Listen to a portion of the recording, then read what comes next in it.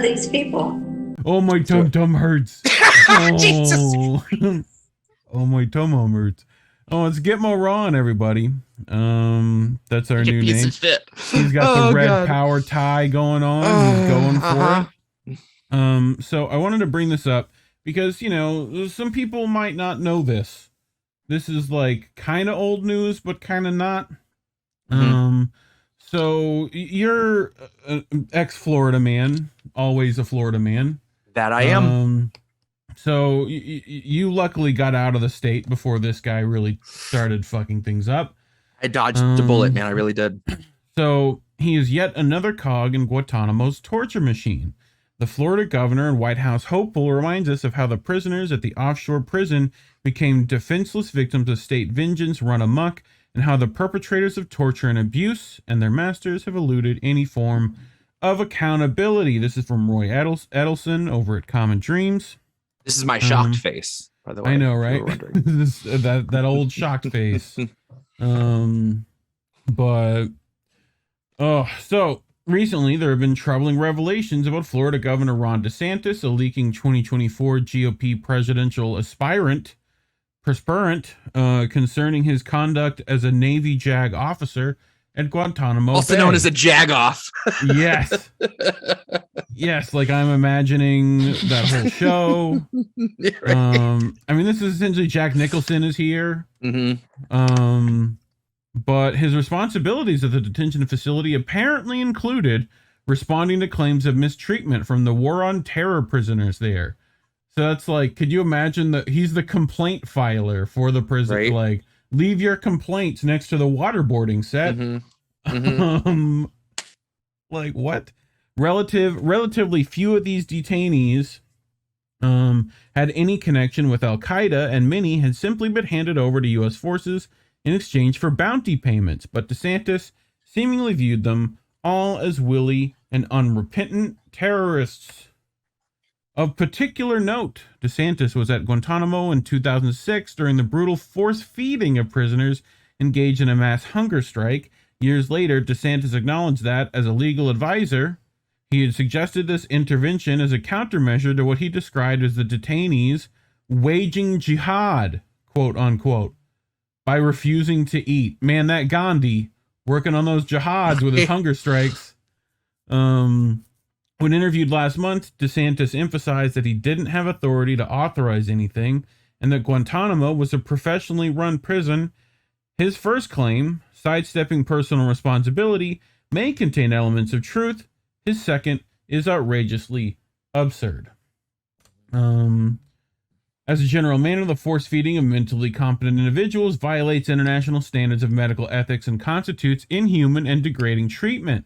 This is especially so in the case of the Department of Defense, which opted to employ extreme punitive measures, even described as torture by United Nations investigators, and they would know what that is.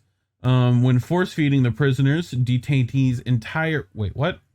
force feeding the prisoners at Guantanamo, these measures included a restraint chair that immobilized the detainee's entire body for hours at a time, and the use of tubing that was inserted through the nose into the stomach and then removed and reinserted multiple times each day, often causing sharp pain and bleeding. A defense attorney for Guantanamo prisoners subjected to force feeding has written, only a sadist could impose and witness such treatment without grave concern and soul sickness. It's hard to argue with that blunt assessment, but there are also two larger truths we shouldn't overlook. I mean, look, we're trying to make human foie gras here. I think we should just, jokes aside, awful.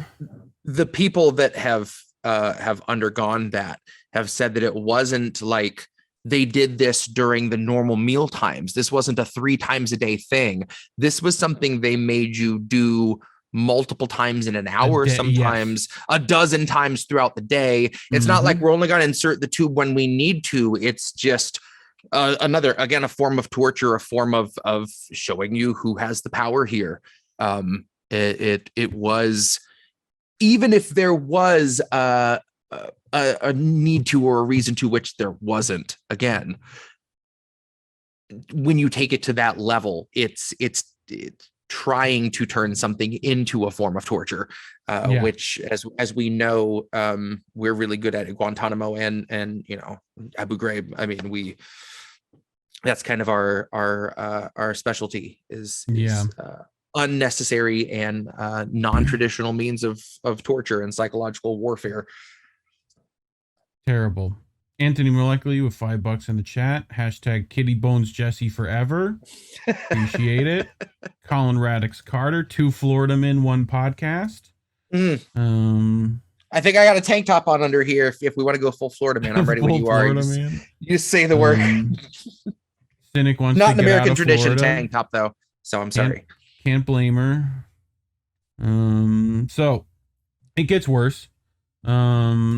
First, even though DeSantis has disingenuously characterized the detainees as master manipulators who all claim to be, quote, Koran salesmen, the hunger strikers were actually protesting an unconscionable system of indefinite detention and ruthless interrogation that relied on daily abuse, solitary confinement, physical beatings, sexual humiliation, and more. The routinized cruelty didn't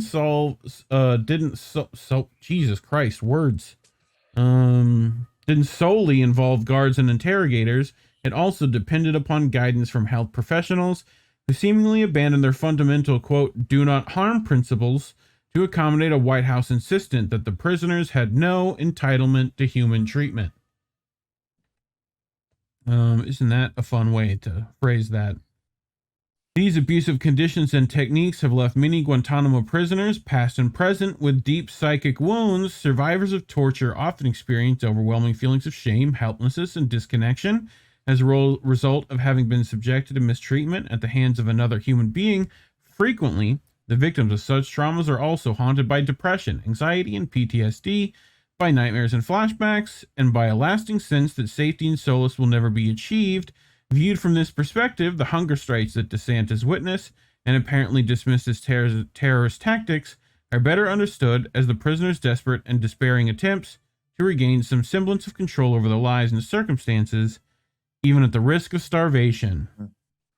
I mean, classically, Irish hunger strikes come to mind as well. There was a video, this was several years back, Most Def consented to have that performed on him, and obviously they were still delicate with him and didn't probably go as far as they would if you were a prisoner, but he agrees to it. He sits in the chair and they do it, and he fights and struggles so much, and it's so hard to watch, and that he's probably got a safe word, and he's trying to do this to illustrate a point, and it's still so uncomfortable and such a barbaric thing to do to somebody. A newsman who did that too, right? Who went and got waterboarded. Do you remember that one? It was I remember that. Yeah. Glenn. Which, I mean, again, they're apples and oranges, I'm sure, but I think I would probably rather be waterboarded than force feeding tubed a dozen times in an hour, I mean, if we're playing that terrible game, they're both torture, If this is Saw 12, Guantanamo, Boogaloo. Well, at least that the Saw guy would at least give you a way out of the torture. At least he would do that, So, but anyway, the second larger truth is this: accountability for Guantanamo's horrors have never been a priority for our country's elected leaders. No U.S. president has ever taken meaningful steps on this front. Baby Bush, of course, never sought to discipline those responsible for the torturous policies his own administration authorized. Barack Obama took action to end torture, but when it came to accountability, he decided we need to look forward as opposed to looking backwards. Donald Trump clearly has no interest in such matters, promising instead to bring back waterboarding and a hell of a lot worse. And although Joe Biden has expressed a desire to close Guantanamo, he's now building a second multi-million-dollar courtroom there for military commission prosecutions in which detainees have limited due process rights. Come on, man. So, yeah, we got Obama who tortured some folks. You killed me with Baby Bush. I was not prepared for that. Baby Bush. Oh my God. As opposed to Big Daddy Bush. So then how does Ron DeSantis' alleged up close and personal connections to prisoner abuse years ago really matter? It would be naive to think that his political prospects will suffer. Indeed, he may even gain in popularity among voters who embrace his authoritarian mindset, share his disdain for protecting the rights of the vulnerable, and believe his misleading characterization of the prison and the prisoners at Guantanamo. But the attention DeSantis' story has brought to Guantanamo can still do some good. Ideally, it can spark broader public interest in examination of the facility's shameful 21-year history, how its detention and interrogation operations have dishonored the values this country has long professed to hold dear, how the prisoners there became defenseless victims of state vengeance run amok, how the perpetrators of tortures, abuse, and their masters have eluded any form of accountability, and how essential it is to close Guantanamo and throw away the key. So yeah, great stuff. I know Misty's done quite a bit of stuff on Guantanamo as well. I forget who with. There's an important name there that I'm forgetting, so apologies. But yeah, I mean, when did A Few Good Men come out? Oh shit. I'm not ready for movie trivia night. Movie trivia night. I mean, it was like late 80s, early 90s, probably, maybe late 90s. 1992. Literally a year before I should have gone with my gut. I was going to say 93 and I would have been so close. So we knew all the fucking send you a postcard from camp shoulda woulda coulda.